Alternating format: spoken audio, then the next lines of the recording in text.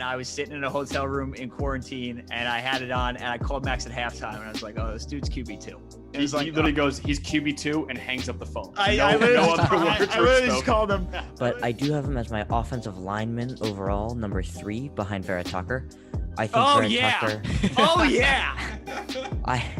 Let's go! Charlie, are we gonna move on to the draft trivia? Is that where we are at You guys are now? up for it. I am ridiculously excited for that. I'm so excited. We're gonna look so right. stupid, PJ. We are gonna look.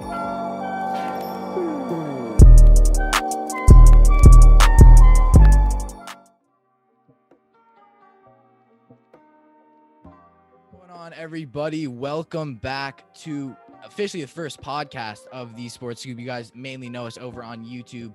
Today we have 2 very, very special guests from Boom or Bust, the draft show, PJ Clark and Max Chadwick. How are you guys doing today? First of all, thank you guys so much for coming on. How are you guys? Dude, thanks for having us. This is gonna be a blast. I'm hyped up. I'm doing great. I'm ready to roll here. I'm excited because I checked you guys out when we were exchanging DMs, and you guys were younger than us, and a lot of our commenters always hate whenever they hate our takes. They always go, "Look at these young idiots; they don't know anything." So now, Right. it's great. You guys are in a way better spot than we are. So just keep on plugging. We started a year ago, so like we've been like we started when I was like almost 13. So like we've been doing you get those comments crazy. sometimes. So it's been crazy. But obviously today, as you can tell by their name, that's what we've been doing now. I mean, the draft's in 2 weeks. We're only talking the NFL draft, so hopefully you guys don't hate us too much for that. But we will talk NFL after. But we have a couple questions here. We as well have some draft trivia at the end for them. If you guys are fans of their page, you know that they did that recently with Field Yates, and they do with some other people, Trevor Sikkema as well. So you guys make sure to go check them out. All of their links will be in the description. You can find them on YouTube at Boom or Bust, the draft show. Really, really great content. If you guys want to know literally everything about the draft, they can tell you everything about that. So make sure to go check them out. But let's get in. So something me and Charlie were talking about when, kind of planning this episode was what I think there's a lot of similarities we can see between last year's draft and this year's draft is it kind of starts at pick 4. Because last year, we knew it was going to be Burrow. We knew it was going to be Chase Young. We basically knew it was going to be Okudah. And then at 4, it was variation of pick. And this year, obviously, we know it's going to be Trevor Lawrence. I think at least now, and I know, PJ, you're a Jets fan. We as well have a Jets fan on our channel. We think it's Zach Wilson, hopefully. And then at 3, obviously, we know that hopefully it'll be a quarterback for the 49ers. And then the Falcons, again, do they go quarterback trade down? In terms of just this year, what do you guys like? Is this year just a really good draft in terms of like takes and content? What would your guys' take be on how good this draft is in terms of just talking about it? I mean, I think it's good just because there's a lot of quarterback controversy at the top, whereas Burrow was, and Lawrence is the same way. They're just head and shoulders above everybody else, but this you have the added, I guess, 2 or 3 as opposed to Tua and Herbert last year. And everybody, at least the media, was really down on Justin Herbert. Nobody actually knew he was going to go that high. At least Tua looked like a slam dunk to be a top 5 pick. Yeah, but right. I think this year it's like, especially the abridged season, Fields only plays 8 games. It's like a whole thing. It's like Trey Lance doesn't play at all. Zach Wilson comes out of nowhere. Mack Jones comes out of relatively nowhere where we didn't even think he was going to be the starter entering the year. Like, for quarterbacks, I think it's great because there's plenty of content. It's another good wide receiver draft. It's another good, at least top of the cornerback draft. But in terms of content, I just think when you have like 5 quarterbacks that you go in the top 10, it's hard not to be better than any other year. Right. Yeah, it's the quarterbacks are obviously the dominant storyline heading into this draft. So you got, we're guaranteed basically to have 3 quarterbacks go in the top 3, which has only happened once before, back in 1999. This could be the first draft to see 4 quarterbacks in the top 4. So anytime you have 4, and PJ mentioned it, 5 quarterbacks. What I love about this draft, especially the quarterback class, is like last year it was Burrow at QB1, then Tua at QB2, Herbert at QB3, and then you had a conversation for QB4. I think that there is a conversation for QB2. And look, Zach Wilson is going to be the pick. I think that's guaranteed. PJ thinks he is the second best quarterback. I disagree. I think Justin Fields is. But Fields is from anywhere from QB2 to QB5, even lower than that. Chris Sims at QB6. So that obviously is very interesting. The whole Mack Jones to the 49ers thing is really interesting. I don't know if it's locked up yet. I know you guys said the draft starts at 4. I saw reports today that they're actually taking a longer look at Fields, which thank God. Thank God if they are. I think it starts at 4 to the extent that we know what San Francisco is doing. Right. And it's like it starts at 4 and that we have no idea what Atlanta is doing. Yeah, and then the other thing I would say, this top of the draft, I mean, I don't know if you guys agree with me, but this is the best top of the draft I've ever seen. I think Penei Sewell is a generational talent at offensive tackle. I think Jamar Chase is the best receiver since at least Amari Cooper. Pat Surtain, I think, is the best corner since Jalen Ramsey. I'm a lot higher than him. And then obviously Kyle Pitts might be the best tight end prospect ever. And then not even talking about, Devontae Smith, who just won the Heisman, and other guys like that. Micah Parsons is probably the best linebacker since Kuechly. Yeah, exactly. Right. So this draft, the top of the draft is stupid good. So if you have a top 10, 11, 12 pick, you are getting a stud, in my opinion. Yeah, for sure. I actually agree with you, Max. I think Fields is my quarterback too. I just think that Wilson might be a bit of a better fit for the Jets. I think that I would take Fields in terms of talent. We've seen what he can do, but I think Wilson is probably the pick for the Jets at this point. But before we talk, we know that the QB picks are controversial. But how would you guys rank your top 5 quarterbacks? We've seen your top 10, but right now, on the spot, who's your top 5? Do you want to start it? Yeah, I mean, I have Lawrence Wilson 1 and 2 because that's how it's going to go in the draft. I'm a Zach Wilson believer. I've been a Zach Wilson believer for a long time. It's actually, it's funny. So Max and I went down to Clemson to cover the Syracuse-Clemson game this year. And we were in quarantine on the way back, or after the way back, and it was the Friday night BYU at Boise State game. It was Zach's first national TV game. We hadn't really watched him a ton yet, and I was sitting in a hotel room in quarantine, and I had it on, and I called Max at halftime, and I was like, "Oh, this dude's QB2." He literally goes, "He's QB2," and hangs up the phone. I literally just called him. I was like, "This dude's QB2." Hung up the phone. That was it. He's been QB2 since that moment for me. I don't know. I love the guy. I'm enamored. He could totally suck. Like I get it. I get there are real concerns, but I'm in love with Zach Wilson. He's so good. And then I think Fields and Lance are very comparable to me in terms of grades. I think Lance has the highest ceiling, even above Trevor Lawrence. If he puts it all together with his physical tools, I think Trey Lance has the potential to be better than anybody else in this class. So any order of Fields and Lance, I would put Fields 3rd and Lance 4th, but Lance has the highest ceiling of anybody. And then I do think it's a very distant 5th of Mack Jones. Yeah. That's not to say that I don't think Mack Jones is going to be a starting quarterback in the league. I do. But the upside, I don't actually know how much better Mack Jones gets from today than he ever will. Yeah, so for me, it's interesting. So I had this conversation with PJ last night, actually. I don't know if you guys read the Sports Illustrated article with Trevor Lawrence. But basically what he said with there was like, hey, football is not my life. Football's something I do. I'm really good at it. And his high school coach was like, he could walk away from the game tomorrow and be fine. To me, that gave me serious Andrew Luck vibes, where Andrew Luck took a beating in Indy and said, screw it, I'm done. And good for him. But I think Lawrence is going to take a beating in Jacksonville too. So I do think, look, Lawrence is still my QB1. I think there's a conversation though. I do think there's more of a conversation people want to let on. Charlie, I agree with you, man. QB2, Justin Fields, man. He is the most accurate quarterback in the draft. I think his comp is Deshaun Watson. Obviously, Watson right now, but off the field. But listen, if you can get Deshaun Watson on the field, that's a superstar.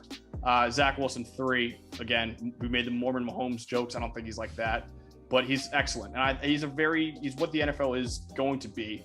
I agree with PJ. So Trey Lance reminds me a lot of what Josh Allen was coming out, where it's kind of like, this guy's got the tools. He's playing in a very, not great competition, but he's got the tools. He's a great runner, and he's got a cannon. He's probably got the strongest arm in the draft, honestly. And then 5 is Mack Jones, and I agree with PJ. Mack Jones, I think his floor is pretty high, probably even higher than Trey Lance's, honestly. But it's just a ceiling. It's like, are you drafting Kirk Cousins or Derek Carr, who I like both of them, but are you drafting them 3rd over someone like Justin Fields or Trey Lance or Zach Wilson? So it's all about ceiling and floor to me. And I think Mack Jones by far has the lowest ceiling out of the 5. So that's why he's QB5 for me. So quickly before we go, I was on a show, I believe a week or over spring break, and I was telling them my top 5, and it's very controversial. I'll let you know that. So obviously 1, I do have Trevor Lawrence. 2, I mean, Trevor Lawrence for obvious reasons. I think he's the best college prospect I've ever seen. I know I'm not Agreed. the oldest person. Yep. I think he is the best college prospect. Agreed. No, he's better than I've ever Elway, better seen. than Manning, better than Lawrence, I think, too. Yeah. Agreed. And then 2, Wilson, because, and I agree with PJ just because I feel like he'll go before Fields. Again, now that I look at it a lot more, I think there is definitely, as you said, Max, a comparison or some argument to have for Fields at 2, although I think Wilson right now, I would take him over Fields. And 3, just for the sake, and I've started to switch 3 and 4, obviously Lance and Fields. I had Lance at 3. I had Fields at 4. And I know you guys aren't a big fan, but 5, I have Kellen Mond. Okay. Listen, Jones. I think that's totally respectable. Yeah. Like I don't like Mack Jones like at all. Like he is a borderline first round pick to me. I don't necessarily love Kellen Mond either, but there are other guys. Kellen Mond has a higher ceiling than Mack Jones does. Exactly. Kellen Mond is not good right now, but he might be. And Mack Jones is like fine right now and is going to be fine 5 years from now.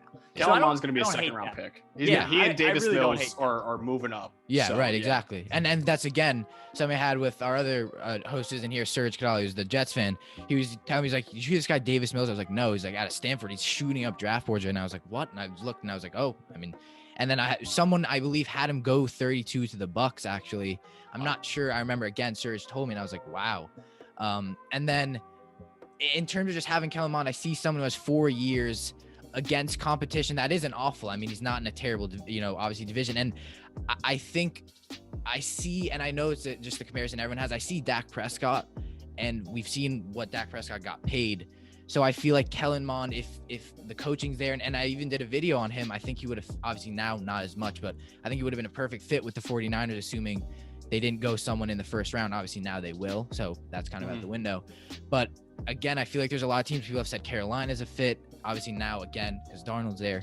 But I think, again, I'm really, and I don't like saying hater, but I just don't like Mack Jones. It's what obviously you both said. I see someone who had, again, and I know it's not the greatest thing to say, I see someone who played with an amazing college team, a receiver who had numbers that we've never seen. We had video game numbers, a corner who, as you said, is incredible, a defensive tackle who's the best in college, offensive line who has 5 first-round talents in this year and next. I mean, I completely agree with you on that. And I think we saw it more this year from Alabama than anything else, is that Sark emptied the bag this year in terms of play calling. He opened things up that he never did for Tua. He never did for, at USC when he was the head coach. He really emptied every bag of tricks that he had. And Alabama's offensive scheme this year was, everybody loves to say that Trey Lance is throwing to guys that are wide open, that are 20 yards down the field, have 20 yards of separation because they're better than everybody. How many, Devontae Smith is wide open on half of these touchdowns too. Yeah. It's like everything that Sark did work this year, and Mack Jones was a huge beneficiary of that. That's why I don't understand the Mack Jones at 3 argument. Exactly. Because it's like you got Kyle Shanahan, who you're touting as this quarterback guru. Like, he'll make anyone good. That's why if he takes Trey Lance at 3, fine. Yeah. I disagree with it, but Trey Lance has a high ceiling, and if anyone's gonna get the highest ceiling out of him, it's Kyle Shanahan. It's what the guy with Mack Jones is kind of like. He's a guy you take when you don't trust your coaching staff. When you're like, okay, I don't think that you can really maximize anyone's potential, so take the guy at the highest floor. That would be Mack Jones. When you got a guy like Kyle Shanahan, like, why the hell are you not swinging for the fences here? Because you got to trust yourself, man. Kyle Shanahan, I think, is one of the best play callers and quarterback coaches, basically, in the entire league. So that's why I think swing for the fences. I'm cool with either Fields or Lance, but taking Mack Jones at 3, I agree with you. The ceiling is just so capped, in my opinion. Yeah. Charlie, who are your top 5? I know you've been sitting, absorbing all the information. Who do you have as your top 5? Yeah, so I think Max, my top 5 might be exactly the same as yours. Obviously, I like you, Charlie. Lawrence at number 1. But I think that, of course, Fields and Wilson are super interchangeable, and I think that the pick at 2 will be Wilson. However, on my big board, Fields is the number 2 pick. I think that Fields is just a better talent than Wilson right now. I feel like he's got that higher ceiling. He's got so much potential, and Wilson does too. I really like Wilson, but I think Fields at 2 with Wilson at 3. And then, as you said, Lance could be amazing, so much better than any of these quarterbacks. So Lance at 4.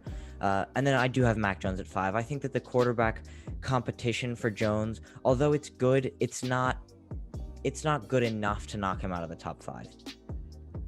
And it was actually, before we obviously move on to the next topic, it's really funny because so when Zach Wilson was obviously emerging, I was at my friend's house watching the Ohio State, or had a couple friends over, and we were watching the Ohio State Clemson game, and I was like, nah, it's gonna be Zach Wilson at 2. I showed them a ton of mock drafts, like, who is that guy? Like, you don't know what you're talking about. And obviously we saw the game Justin Fields has, and I'm just sitting there watching this guy throw 80-yard bombs while I'm saying he's not the number 2 pick. So I see the comparison there. But moving on to our next question. So speaking, and again, we're talking more quarterbacks. Speaking of early picks, this obviously we've touched on it, but do we think Wilson is the lock at 2? And I know a lot of people like to mock Fields. I'll get both your opinions, but who do we think it's gonna be at 2? If it's not Zach Wilson, I'm going to be very upset. I think I am a big believer in that. Even though Joe Douglas has quite frankly proven in over a year now that this is a different regime and these might not be the same old Jets after all. They're the same old Jets on the field, but off the field, there's no leaks. There's no nothing from the Jets front office. A lot of Darnold thing just happened. Nobody knew that was coming. In the olden days with Mike McCagnon, that would have been leaked 2 weeks ahead of time. But Joe Douglas has done a really good job of keeping it locked, and no one really knows what's going on. With that being said, I think the Jets still to this point are not capable of running a smokescreen as effective as them picking Justin Fields would be here. They sent Saleh to BYU. They did not send Saleh to Ohio State. I think you would have to think, due to the overlap in coaching staffs, that there was some discussion between the Jets and San Francisco. I mean, San Francisco obviously called the Jets to say, can we give you this same package for number 2? And the Jets obviously turned them down, because why would you trade up to 3 when you could get up to 2 and have your pick of everybody else but Trevor Lawrence? The Jets clearly turned that down. So they had something in mind. I think the Saleh going to BYU and meeting the family and everything, and then as Field told us, and I think it was on Get Up, Shefty texted Zach Wilson that welcome to New York. I really I think it's a given at this point, for better or worse. But that's a guy, I love Sam Darnold. I'm gonna root for Sam in Carolina. I'm gonna root for Sam wherever he goes. But Sam didn't have the it factor. Sam was never the big trash talker. Sam was never swaggy like this. I think Zach Wilson's got some Baker Mayfield type swag that I think is going to play in New York immediately, whether he's good or not. I think he's going to be, all in the media and ready to go from day one. And he has those white teeth. Can't forget about those. He does have the white teeth. The Instagram story last night was scary. It was scary. I was like, what is wrong with your teeth? Scary. Right. I agree with PJ. Unfortunately, Charlie, you and I both think Field should be the pick at 2. It's not happening. The top 2 is locked. Trevor Lawrence is going 1 to the Jaguars. Urban Meyer basically committed to him last week, saying, yeah, we're taking him. And then Zach Wilson. I mean, I remember Steve Young even came out. It was like, the Jets are recruiting his family right now. So that'd be a hell of a smokescreen. And also that'd be really cruel to Zach Wilson if they are just meeting all the family and he goes, psych, we're taking Justin Fields. But yeah, listen, the draft, I really do believe starts at 3. I think Zach Wilson, it's fine. I can see the argument for him above Fields. I can also see the argument for Lance, even though I think it's a slightly worse argument. The Mack Jones over Fields, I don't understand at all. But Zach Wilson at 2, I don't love it. It's not the pick I would make, but it's a good pick nonetheless. And I think the Jets are moving in the right direction. I've loved their offseason so far. And Zach Wilson is going to be the pick at number 2. Yeah, I completely agree. I think. I mean, but moving off of quarterbacks, we've had a bunch of quarterback opinions so far, and we know at this point where we all stand. But another interesting topic, top 5 corners in the draft. We obviously have fun. Patrick Surtain, we have JC Horn, Caleb Farley, who a lot of people have any of the 3 of them at the number 1 corner spot. I think that Surtain is pretty much a lock at number 1 corner. He is a generational talent, but I mean, I could see an argument for Horn or Farley at 2. Charlie, you and I got to start a podcast. I gotta get away from PJ. You and I are the same wavelength completely, man. Yeah. So this corner class is very interesting. I think I agree with you. I think Surtain is the best since Ramsey, and I thought Ramsey was the best prospect in 2017 overall. Surtain he was dominant in the SEC this year. Right. And not only that, but everyone was like, okay, Surtain, the tape is incredible. However, the athleticism kind of iffy. He went out on his pro day and he scored in the 99.7th percentile for corners. Only 0.3% were more athletic than Pat Surtain. So what's the what are the question marks then? Like, what are we talking about now? Pat Surtain, slam dunk top 10 pick for me. I almost had him as a top 5 overall player just because corner is one of the most valuable positions nowadays in the NFL. And then, I got JC Horn at 2. He scored in the 99.9th percentile. Like, is a freaky class. Yeah. It's freaky. And then Caleb Farley, who is moving down boards because of the back surgery. Another freak athlete, though. Really high ceiling for him, but low floor. And then a guy I'm lower on, but a lot of people love, and I know PJ loves, Greg Newsome. I don't love him. Greg Newsome. He's great. No, he's another freak athlete. He had a great year this year. I'm just a little worried about his 2019 and 2018 tape, but obviously he ended on a great note. So it's a very interesting quarterback class. But I agree. I think Surtain is by far and away the number 1 corner in this class. So while I agree that Patrick Surtain is the best corner, I have said since the middle of November, I've been on the record in every episode he comes up in that JC Horn is going to be the first cornerback drafted. And I listen, I believe it. I'm in. Like, I love JC Horn. The way I like my cornerbacks, I want long guys who play man coverage and get in people's faces and are mean. JC Horn defines all of that. I would pound the table for JC Horn. I have both of them with top 10 grades right now. I have them actually right back to back at 8 and 9. I don't think either of them get past 12. I think Philly takes whichever one Dallas doesn't. I love them both. And then at 3, I do have Greg Newsome. I think the back thing is I'm hard pressed to take a guy in the first round, even with 2 back surgeries and an ACL, and just constantly keeps getting hurt and only has 1 year of tape, only has 1 year at the position. Like, the amount of coverage snaps that, Greg Newsome had a bad 2 years before this year, sure, but Caleb Farley doesn't even have the bad 2 years to show for it. So I just think it's hard pressed. I have Farley at 4, and then I have Asante Samuel, who I know Max loves, at 5. But I'm a big Greg Newsome guy. That is my pretty much my most desired pick right now for the Jets at 23. I think he would be a great scheme fit in what Sal is going to try to do. But I love the corner class, especially the top 2. I have them both graded as top 10 picks right now. Yeah, and that's something me and Charlie, because I think yesterday or 2 days ago, we did our top 5 corners, and something we argued about. I was like, Charlie, I have JC Horn's number 2, and he's like, no, Farley. So I'm like, Charlie, JC Horn's number 2, and it was back and forth. So we ended up putting Farley at 2, but I completely agree. It's something I said is I love mean cornerbacks who are just like, I'm not going to let you hear the end of it. As you guys have said, I've seen your episodes. We've said that Seth Williams tape is one of the best things I've ever seen. I mean, that's just beautiful to watch. It was incredible. And so I have Surtain at 1. Obviously, we know why. I agree. I think what he did in his pro day is like, all right, he'll be 1. I could see JC Horn getting taken 1. I don't know. I feel like I would probably take Surtain 1. I guess it depends on the team. And then obviously JC Horn, I have it 2. Farley, I have it 3, but I do very, very much agree that I could easily put Newsome at 3, but I just have Farley because I think he's 6'2". He has incredible athleticism for the amount of time he's been playing corner. Just what he's been able to do is something we haven't really seen.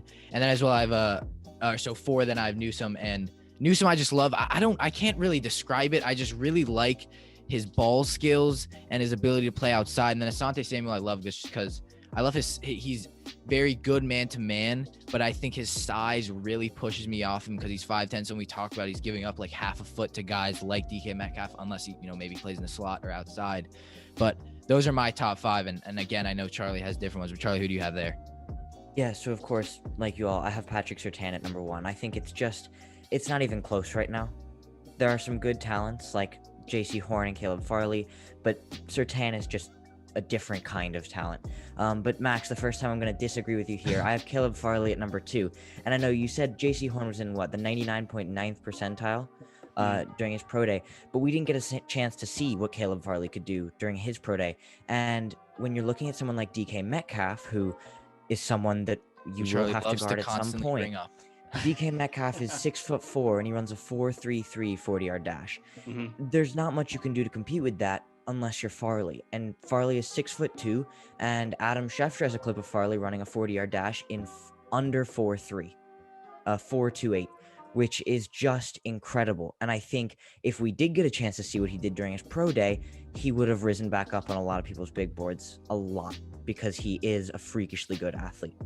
Yeah, but then I do have JC Horn at 3, Newsome and Samuel round out the top 5. Yeah, so the Caleb Farley discussion is really interesting. So beginning of the season, everyone was like, Farley is 1 because he's a better athlete. Surtain 2 got great tape, but we don't know how good of an athlete he is. Surtain obviously proves he's a great athlete too. Farley, the whole injuries thing is scary. I still have Farley at 3, but he was dominant in 2019, man. Before he opted out, 2018 wasn't that great, but 2019 he was dominant. He allowed a passer rating when targeted that was actually lower than a quarterback just spiking it in the dirt every play. So it was literally 30, right? Yeah, what it was was 30. It? Yeah, it was 30, and which is literally quarterback is better off just throwing it away than throwing it at Caleb Farley. So yeah, look, he's got. I think Farley, you can make the argument, has the highest ceiling in this draft. It's just a matter of the injuries, whether or not how much he'll actually play, and also it was 1 year where he was amazing. The other year, again, not great, which is the same concerns I have with Greg Newsome. So yeah, the whole injuries thing is what holds him back a little bit for Caleb Farley. Yeah, I completely agree. The injuries are very scary, but I feel like the NFL draft's not the draft without taking a risk. And I think because Farley has that ceiling, I think it's really something that you have to consider, because I know it's a completely different position. But last year when the Giants took Andrew Thomas at pick 4, because he had the lowest ceiling, but he also had the highest floor, supposedly, we saw how well guys like Tristan Wirfs and Mekhi Becton did. And it just made the Giants pick look really stupid. And the Tristan Wirfs thing will never make sense. I think that Caleb Farley could make whoever passes up on him, whether it be the Cowboys or the Eagles, it could make whoever passes up on him look really stupid. Yeah, I mean, me and Charlie watch basically every week together, and we're just looking at Andrew Thomas like, wow, we really just picked. Oh, sorry. We really just picked. I mean, Tristan Wirfs, it really is hard to see, but we actually, Zoom's annoying. We only have 10 minutes, so hopefully we can crack out the rest.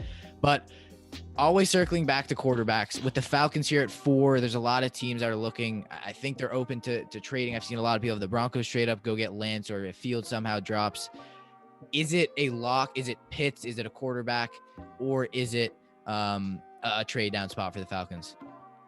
I would take Trey Lance is what I would do. I'm pretty confident in that. I think that system, I think an actual fair comp for Trey Lance is what if Ryan Tannehill was the most athletic player in the league, and what Arthur Smith did for Ryan Tannehill, I think he could easily do for Trey Lance. So to me, it's a slam dunk. I would take Trey Lance. It depends on, there's rumors that Terry Fontenot, the new GM, wants a quarterback because a rookie quarterback for a GM prolongs your lifespan. It's hard to fire when you have a quarterback who hasn't played yet, and Matt Ryan does have 2 years left. But I would bet Arthur Smith wants the immediate help of Kyle Pitts, and Kyle Pitts is the best non-quarterback in this draft, in my opinion. So either way, you can't go wrong. I would take the quarterback, and if you don't, I would trade out, because I think there's just somebody's going to come up to take Justin Fields or Trey Lance there. Yeah, I agree with PJ. I probably lean more towards trading down than taking Trey Lance, just because of the contract situation you got yourself in with Matt Ryan. And I'd wait until maybe later on to get a quarterback. But yeah, I wouldn't take Kyle Pitts at 4, or anyone else for that matter. I would definitely, they need so many different positions on defense, especially. So if I'm them, if you're not taking a quarterback, you're not taking Trey Lance, which I think will actually be a fine pick. But if you're not taking a quarterback, then you got to trade down. There's no reason to not take a quarterback and stay at 4. Yeah, in my most recent mock draft, I had the top 4 picks all being quarterbacks, and in that order: Lawrence, Wilson, Fields, and Lance. I just find it hard to see the top 4 picks all going to quarterbacks. I think it would just be, I can't really see it happening. I think it should happening, but it's just something hard to see for me. Yeah, the only reason I don't like quarterback at 4 for the Falcons is because Matt Ryan isn't really the problem. I mean, we've never seen him with an offensive head coach, and I think Arthur Smith, Matt Ryan can score points. He has 2 incredible receivers, not a great running back anymore, actually, but a decent offensive line, a defense that really was awful. And we saw what they blew. The amount of leads they blew last year, that's just, it was unbelievable. So I feel like again, if they took quarterback, that's fine. I think Lance makes sense because he can sit. He can sit for 2 years, even 1-2 years.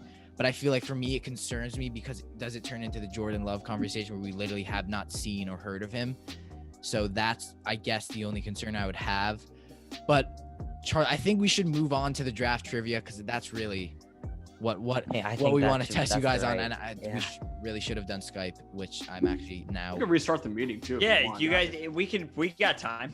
Okay, yeah. I mean, yeah, we can just put the clips together, so that's not a problem. Okay, that if that's okay with you guys, then that's actually we're doing nothing. Totally fine. All right, perfect. All right, sounds good. Okay, so Charlie, you can ask. You got the next question. All right, so we think that something that a lot of people don't talk about is players that maybe fall on draft day. They haven't fallen on big boards yet, but on draft day they just drop however many picks. But who do you think are some of those players that could fall on the draft? I think in a really similar spot to the way I felt about Isaiah Simmons last year, who didn't fall as much as I expected him to, but I still think a lot of people had him as like a top 4 guy in the class and he fell to 8. I think Micah Parsons is in real danger for a lot of reasons. I mean, there's a lot of character concerns that people want to talk about. I also think the value of an off-ball linebacker, it's not worth spending the top 10 pick on. And combining that with he didn't play this year, he's not great in coverage. It's not that he's not great in coverage, we just haven't seen it. I think this is a guy that could fall to, the mid-teens, even the late teens, when people were saying, myself included, that this guy's a slam dunk top 5 pick entering the year. If I had to pick one guy, I think it's him. I also think there's a Jalen Waddle chance. If people are really scared about the ankle thing and just a small sample size from this year as the true number 1, quote unquote, those would be my 2 guys that people, I think, are names people would know, but probably will go later than expected. Yeah. PJ, really the exact same person. That's the exact that is who I had falling, because I completely agree. I see Micah Parsons. I don't see someone who's very good at getting to the quarterback, and I don't see someone who's great at can play all downs. If you're taking Micah Parsons at 9, if you're Denver, you're taking Micah Parsons at 9. I'd rather have Zaven Collins at 20. Just in terms of value, like it just the two. There's not enough of a drop off to me to justify taking Micah Parsons over a top flight tackle, one of the cornerbacks at the top of that draft there. Yeah, and the Micah Parsons conversation. So I admittedly am a huge Penn State fan. So I love him, and I'm sorry for Saquon Barkley for you guys. I thought he'd be great. Sorry for the injuries. You never know. but Micah Parsons is like the Saquon for me on defense, and he was awesome. The value of linebackers is just not that high. And you can make the argument that he is one of the best defensive players in this draft. I do think that hazing thing, again, I'm not going to comment on it because I don't know how true it is or what went into it, but it could be something that drops him a little bit. I have him a top 15 player on my board. And the other thing I want to say, last year we had this preconceived notion. It was like Jerry Jeudy, CeeDee Lamb, Henry Ruggs, slam dunk top 10 players, like slam dunk. Like there's no conversation. NFL doesn't value receivers as highly as we do and as highly as they should. I think Jamar Chase is a slam dunk, probably going to Cincinnati. Devontae Smith could fall a little bit, could fall close to that 10 pick range. And I agree. I think Jalen Waddle was a guy who could seriously see a fall, especially with the no pro day. You would have blew up the 40, but those are a couple guys. And then obviously, the position that always dominates the NFL draft on defense is the edge rushers. This is a terrible edge class. My best edge rusher is my number 17 overall player. So I think that people will be a little surprised to not see an edge go, in the top 5, every single year we're accustomed to seeing, just because this edge class is really, there's a lot, it's really muddy at the top, especially. So I think that people will be a little surprised by how much the edges are dropping on draft night. Yeah. Charlie, who do you see dropping? So I think, I completely agree. I could see Parsons, I could see Jalen Waddle, I could see Devonta Smith all dropping, because we saw it happen last year. We saw CeeDee Lamb dropped all the way to pick 17, which was crazy. That made it possibly the steal of the draft for the Cowboys, taking Lamb at 17. We saw he had a good season this year, and he was the number 3 receiver pretty much, with just about no quarterback, with Dak Prescott being injured. But I think that, as you said, the NFL GMs and pretty much everybody just undervalue how much receivers could be used in an offense. And I think that I wouldn't let them fall so far, because then whoever's getting them is getting a real big steal. Yeah, and obviously you guys mentioned him, but Caleb Farley too. I think there's a shot Caleb Farley goes late first round. Wow, really jumping straight back in, like we didn't miss a beat. All right, so last kind of question here. Slater versus Sewell is actually an interesting conversation. And something I don't see much of, where people have Slater at offensive tackle 1, because I see someone who's really versatile. Obviously, can basically play all 5 positions, and is one of the best pass blockers we've really seen come out of the draft. And then, but I look at Penei Sewell, who PJ, is a child, as you said, like is gonna be playing when he's 20, his first snap in the NFL. And I see someone who is one of the best offensive tackles I've ever seen, one of the best offensive linemen I've ever seen. Do you guys think there's an argument for Slater at 1, or is it just there's so much of a gap there? I don't, and I this is not to say I don't like Rashawn Slater. Like, I love him, he's great. Like, I'm talking like if he was a guard, like Zach Martin type stuff. And Zach Martin has like, he's played tackle for the Cowboys, like he's versatile enough. Obviously you want him at guard, but like it's not like he can't. But this is like, I know Max in our scouting report video, it stole my comp. I wanted to comp him to a tackle because my belief on Vera Tucker and Slater is playing them at tackle. But if I had to comp him to a guard, I would say Ali Marpet, and that's who Max took. And that's, he lived in our town. We interviewed him. Wow, nice. Hobart, baby. Yeah. Upstate New York. So I think Slater's a phenomenal player, and I think the Chase Young tape, that the Ohio State game, is like, it just neutralized Chase Young, which has never happened before. And I think that's what you're hanging your hat on. And he had a good pro day after taking a year off, but this is just like, I don't know. Sewell came out so angry at his pro day. He looked so mad that like people were actually considering him not the best here. And I still think it's going to be a travesty that he gets to like 7 for Detroit, but more power to them, I guess. But this is a guy that really, in any other year where there's not, so many slam dunk quarterbacks and there's not Kyle Pitts, like this guy could go first overall in half the drafts just because he's that good. So to me, there's no conversation. Yeah, there's no conversation. Like, Penei Sewell's my number 4 overall player, my best non-quarterback, and like P just said, this quarterback class is so stupid good at the top. So it's just like, hate it. Yeah, it's insane. It's insane. And actually, Peter's gonna kill me for saying this, and you guys might too. I have Slater at OT4 right now, and I have Slater still a top 20 overall player. Sam Cosmi from Texas. This is such a bad take. No, it's not. Sam Cosmi from Texas. Samuel Cosmi is the best pass protector in this draft, period. Wow. And he's one of the best athletes, period, in this draft. And then Christian Darrisaw from Virginia Tech. Love him. Had a great year this year. I love Slater too. Slater's top 20 player on my board. I just have a few more concerns with him. Obviously the size thing. He opted out this year, which obviously isn't that big, but he's a good athlete. And the Chase Young tape, you talk about the JC Horn versus Auburn, the Rashawn Slater versus Ohio State too, where it's like, show me what he can do. He made Chase Young look human, which no other tackle did last year. Even in the NFL, Chase Young didn't even look human that many times this year either. So I'm still a little lower on him. I have Cosmi, like I said, over him, and I know Cosmi's going to go second round probably at this point. And then Christian Darrisaw. But yeah, the OT1 debate is not even a debate in my opinion. I think like Kyle Pitts is probably by far tight end 1. And the gap between him and tight end 2 is so big. Yeah. But then you look at the gap between Sewell and the next tackle, which is Cosmi, in my opinion, is close to that. It's ridiculous. It's like the Sewell's OT1. Yeah. Yeah, 100%. I think there's really no other way to look at it other than Sewell being OT1. I really like Slater, but I do have him as my offensive lineman overall, number 3 behind Vera Tucker. I think Tucker. Oh yeah.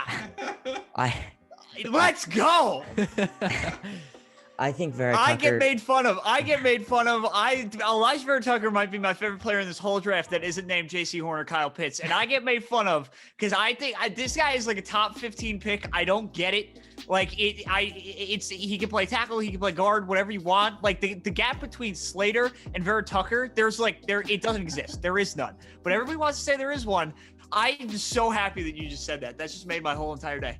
Yeah, I just think Vera Tucker's probably the better pick over Slater because of that versatility. I just think that this is excellent. he adds so much to an offensive line. No matter what team drafts him, he can play wherever you want him. So This is awesome. yeah. We really just switched roles because first it was Max was really relating to Charlie, and now it's me. Yeah, Charlie, I'm disappointed in that. I don't. I God, like. I like Barrett Tucker too. using versatility against Slater. How is that even? I guess it is, but no, I agree. I think Cosme to me is, and this might be a bad comparison. He's kind of like a walking injury, I guess. He's 6', he's huge, and I know Mekhi Becton isn't, all the braces on your legs and arms, and again, that might not be a problem, but someone with this size just always concerns me. That probably isn't as big of one, but Slater, I just see versatility in someone who I would actually go against because I think he would probably be better as a guard because. And I don't know. I don't disagree with you. I think he probably does end up as a guard. But my theory is that if you're taking these tweeners in the first round, Vera Tucker and Slater, the two of them, Dylan Radin's another guy that could sneak into the first round and it might be a tweener. You got to try him at tackle first. Because it's just like, unless they're a slam dunk guard like Quentin Nelson, Zach Martin type stuff, like you got to give him a chance. Because what if it works? Yeah, because the only reason I have Slater more as kind of a guard prospect in my opinion is because he's 6'3". I think he's 6'. It's so weird. He's not tall. Because and then it's so weird that they measure you because then Bateman was 6 on his pro day. I was like, what? This guy was measured at 6'3" like 2 days. Again, I don't getting a bit off topic there, but if you guys have time, never trust schools in terms of measurements. They're always lying. They're always lying. It's always a lie. Yeah. If you guys do have time, I again do not want to be taking up all your time. I would like to talk receivers. We are here all day. We'd love Charlie. If you're good with that, Charlie. Yeah, whatever. But my favorite player in the draft, Rashad Bateman. Good. What? I'm in on this. I've said it. I'm gonna discussion. Yeah, I've said. I'm gonna say it again. I think he's gonna be the best receiver in this draft, and I know that's a hot take. I think he's gonna be the best receiver in this draft. I'm sold. PJ, jump in. I think there's no he's Justin Jefferson from last year. Like Thank you. Exactly. There's no con, and that's not to say that there are a lot of cons with Jamar Chase at least, because there's not. Jamar Chase is very good at everything. Jamar Chase is another young guy, but oh my God, Rashad Bateman is just gonna come in. He's not the fastest guy. He might be a little bit smaller than he is a little bit smaller than we thought he was. So maybe he's not the prototypical X. And I do think that size is going to push him down boards. I think teams will be less motivated to take him as high as I would. I still have him as a top 15 player. I'm all in. It's just, I don't know. The guy's so smooth. He runs great routes. He's strong. Another guy that's mean, good after the catch. He's just good at everything. And it's there's no hole. There's nothing I can poke that to just be he's objectively bad at anything. He's so good across the board. This is he's not the most athletic. He's not the best after the catch. He can't jump the highest, but this is Keenan Allen, Justin Jefferson type, just good player from day one, just going to put up numbers. Max, I can tell you 150% agree with that. Listen, I don't want to be the guy that's I don't like Rashad Bateman. He is still a top 20 player. He's number 16 overall right now. He's got a drop issue though, PJ. I think we're overlooking that. He does have a drops issue. He's got Tanner Morgan throw it to him. Let's get even, I don't know. Still is a drop issue. A drop is a drop. No matter who the quarterback is. He's dropped 19 passes in his career in 3 years. So listen. It's a little bit of an issue. Look, I love him though. He's my wide receiver 4 right now, and I think that's basically. Because it's such a good big 3 of Chase, Smith, and Waddle. But then Bateman, I think, is really good, and I would take Bateman in the top 20. Like PJ mentioned, the athleticism was really good. I remember in our video we said the speed probably the biggest question mark, and then right after his pro day, literally everyone went back to that video and said, "Look at these 4 idiots questioning this guy's speed." Because he ran a 4.39, right? Yeah, he ran a 4.39, and we were we didn't see that.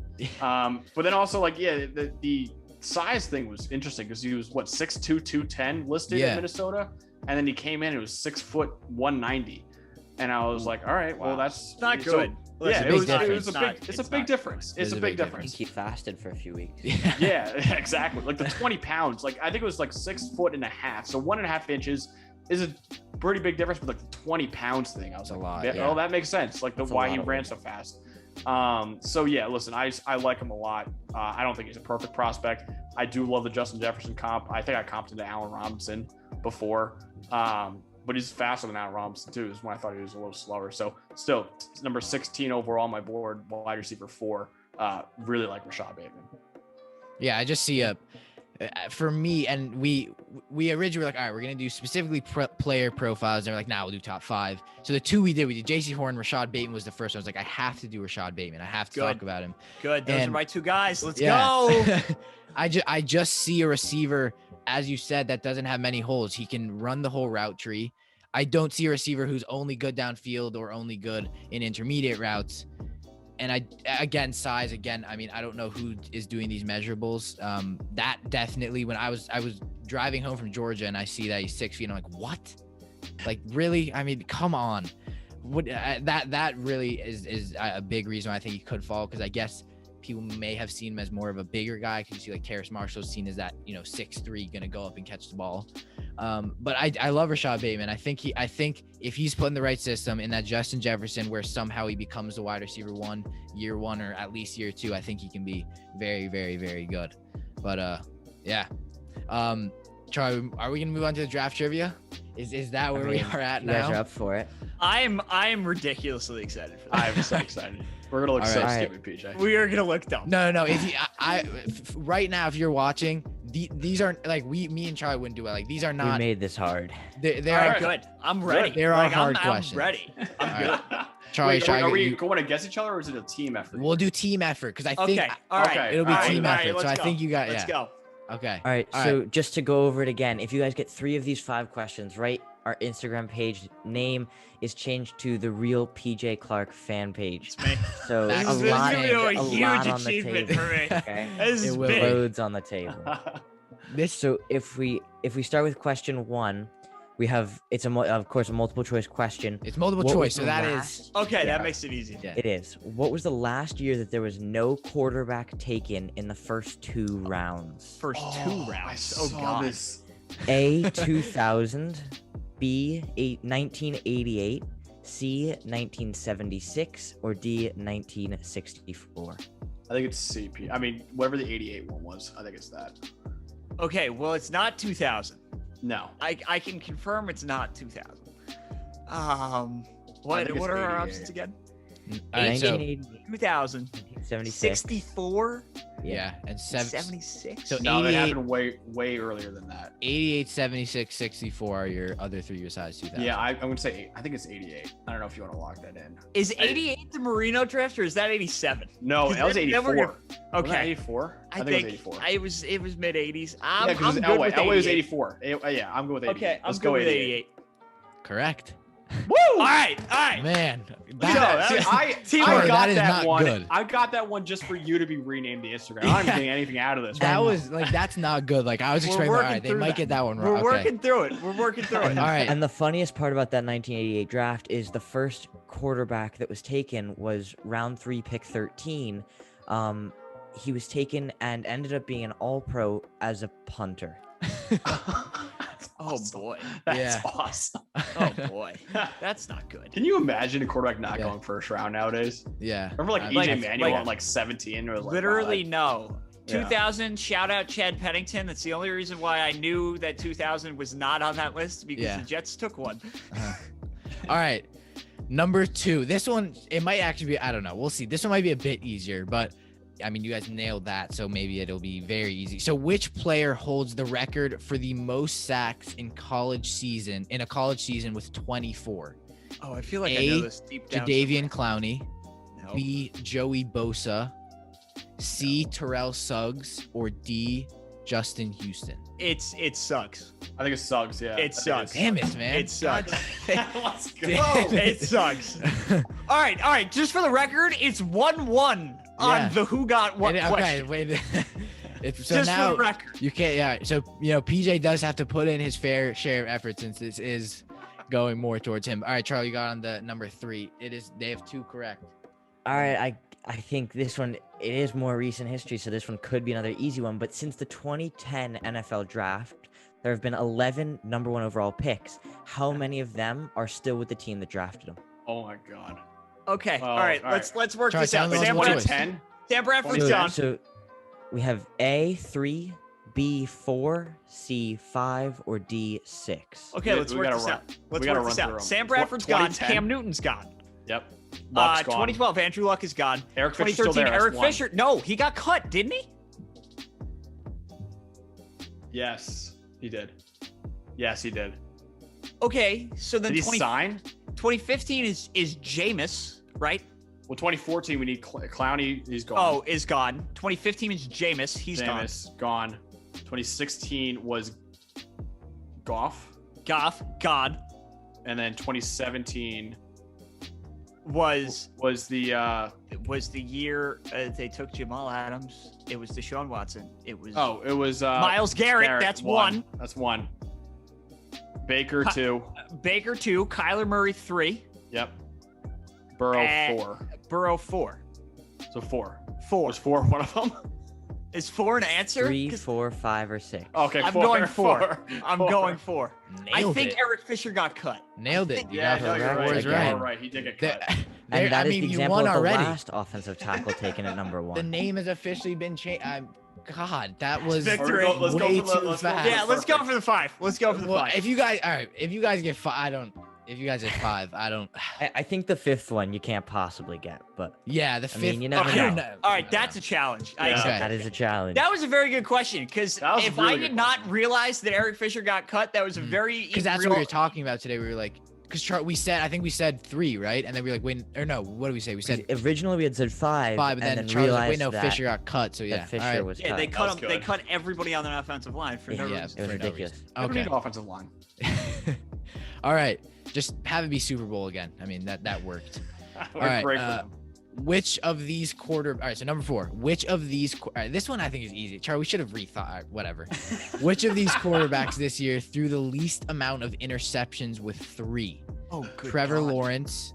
All right, so A, Trevor Lawrence, B, Mack Jones, C, Justin Fields, or D, Zach Wilson. Okay, well, Fields had like 3 in the Indiana game, so it's Yeah. not him. It's not Fields. Lawrence, I believe, had a few. Lawrence had Lawrence had a few. did Lawrence have 2 in the Syracuse game or just 1? He had I the think it pick was 2. 6, but I feel like there was another one. Yeah. I could be totally wrong. So it's not Lawrence. It's not. So I don't Fields. think it's Lawrence. I think it's Zach Wilson. I think it also is Zach Wilson. I think it's Zach I think it's Zach Wilson. I'm going Zach Yeah. Wilson. Lock it in, Zach Wilson. I'm final answering Zach Wilson. That's correct. Oh my God. Let's go. That's my that, guy. That was a good question. Like, Man. That actually was a hard. very good question. That I was thought hard. it was. Yeah, I mean, I guess we don't look at stats. Yeah, I guess. Wow. Okay, 'Cause 4 Mac, to Mac 5 threw 4 or something like that. So Yeah, in the- Mac did not have a lot. in the All right, so first this game. An one- embarrassing showing Yeah. of us trying to test people's football knowledge. But I'm so in on this. I'm having so much fun right now. I can't wait for So this now- last one. Last so one. this one, I think there's only one reason it's a little bit tougher, and it's a short answer. We've got no multiple choice. This Oh, is a I'm test. so in on this. Oh, So And I had a Yes. comm law midterm yesterday. I'm ready to go. So we've had a fair amount of colleges that have had number 1 overall picks, but which Oh, 3 God. colleges share the most number 1 overall picks? Hold on, we know this. PJ, we Hold did on. this one. We know this. No. I Hold can't on. remember any of the Hold schools on. now. Hold on. We know I can't this. remember any hold of on. the schools. Hold Wait, on. Hold Oklahoma. on. way. Oklahoma is one of them. Notre Dame is another one. I'm pretty sure. And USC? Wait, there's 3 of them? There are 3 of them. Oklahoma it's is just definitely 5 one. each. Notre Yeah. Dame. This USC is one of them too, I think. Carson Palmer. Yeah, Palmer. Oh my God, I'm blanking on USC. But right now. the USC guy, like OJ went first. Yeah. Like the USC guys, except for Carson Palmer, all old. So it's definitely that. And then Oklahoma has it's the 2 quarterbacks. Billy Sims went first overall. Bradford. I don't know why I know that. Bradford, and there's somebody else. So it's Yeah. definitely Oklahoma. Is I it think Notre it's- Dame? I think it's Notre Dame. Notre So Dame, you're Oklahoma, gonna go and with- are we going USC? Hold on. Yeah, well, it's definitely USC. Notre Dame is the one that we need to work through for a second here. Joe Montana. Mhm. It's my answer. But Notre Dame is like it's Notre Dame, right? So it could be. There also could be like a Florida State case. Or I don't Ohio really know. State. I remember Ohio State being somewhere. Has Ohio State had a number 1 overall pick recently? Oh, recently. There's also a totally valid Michigan case. I think it's Notre Dame. I think it's Notre Dame, Oklahoma, USC. I think it's So Notre you Dame. lock it in. Yeah, I'm gonna lock those 3 in. You guys now know why to subscribe to them. That's 5 out of 5 Let's questions. go! That is Let's absurd. go! That is absurd. There's no We thought way. 3 of 5 was a challenge. Yeah. Thank Oh my God. God. Thank God Let's we got go! that. I That's- feel way better about myself now Wow. because we have asked multiple people that question, Uh-huh. and I It's have blank. seen, yeah. I need to go figure out who the 5th Oklahoma guy is because it pisses me off that we got the other Yeah. 4. But other than that, Well, this clip we're clipping out the different pieces of this podcast. That will most definitely be going on to YouTube. Let's That go. that is not. I mean, that's crazy, Charlie. We Oh. now have to up our game. That wow. that was I a mean, blast. Tate and that Nick was- wouldn't have got that. No, Tate and Nick would not have got I that was gonna- They wouldn't have gotten for any of them. sure. Tate and Nick, we do miss you guys. All right. I mean, wow. That was. I'm juiced up. That was great. I'm Hey, so excited. Next time we'll make them harder. Well, next Thank time. God. We'll make Yes, 'em I'm harder for next ready time. to go. I'll play Yeah. trivia. In the words of Zach Wilson, anytime, any team, any place, Yeah. I will play trivia. I'm ready to go. Well, guys, you now know why to subscribe to them. So do really make sure, if you guys made it to the end, do make sure to go follow them. They have a podcast, Instagram. I believe it's Boomer Bust Draft Show. Boomer Bust Draft. Boomer on Bust social- Draft on all social medias, and Boomer Bust the Draft Show on YouTube and on all podcast platforms. So make sure you guys go follow. That was a great episode. Really had a ton of fun doing that. Thank Really you guys fun. again so much for coming on. This was PJ Clark, Max Chadwick, Cian Mack McDermott, Jones, Chadwick. Mack Jones, Chadwick, Don't you dare. Don't you dare. Cian McDermott, and Charlie Nidell. Thank you guys so much for watching and listening. We'll hopefully see you in our next podcast, and